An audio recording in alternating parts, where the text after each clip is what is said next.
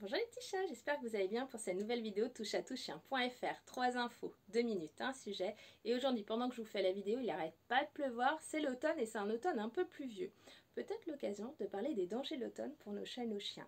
Par exemple au niveau du parasite, ensuite au niveau des possibilités d'intoxication et enfin au niveau de l'environnement. Parasite parce que quand l'automne arrive, il fait plus froid et on pense qu'il y a moins de risques. Continuons à protéger nos poilus contre les puces et contre les tiques. Au niveau intoxication alimentaire, vous avez déjà tout ce qui est tombé de l'été, comme certains fruits qui sont là au sol, qui macèrent, qui rentrent en putréfaction, que votre animal risque de manger, et paf, il risque de s'intoxiquer.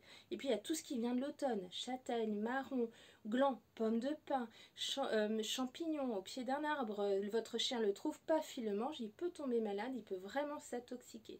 L'idée c'est de toujours avoir une friandise sur soi qui soit bien plus tentante que champignons au pied de ce fameux arbre. Et puis, si vous avez un chat comme le mien notamment, elle adore boire dehors, quoi que je fasse dedans, elle va boire l'eau dès qu'il pleut, elle va dehors pour boire. Il faut faire attention parce qu'en automne, les feuilles tombent, vont dans ces zones d'eau, peuvent contaminer l'eau. Je pense par exemple au laurier rose qui est très dangereux pour les chats, les chiens, mais pour les hommes aussi.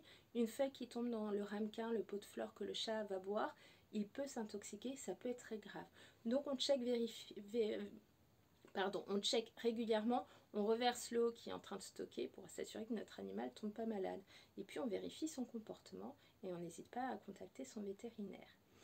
Enfin, l'environnement, il fait nuit plus tôt. Donc pour le chien en promenade, ça peut être de lui mettre un élément lumineux, par exemple sur la longe ou encore le harnais, pour qu'il soit visible et repérable de loin.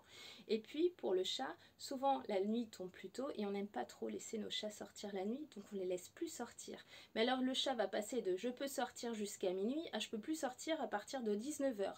Ça peut être beaucoup de stress. Donc plutôt que faire tout d'un coup, on l'habitue petit à petit à sortir moins longtemps ou en tout cas moins tard. On l'encourage avec par exemple une friandise, une gourmandise, de la pâtée pour lui donner envie de rentrer, qu'il soit content de rentrer.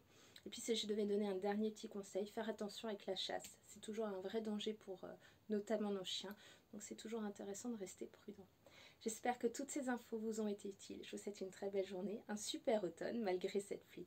À bientôt. Bye bye.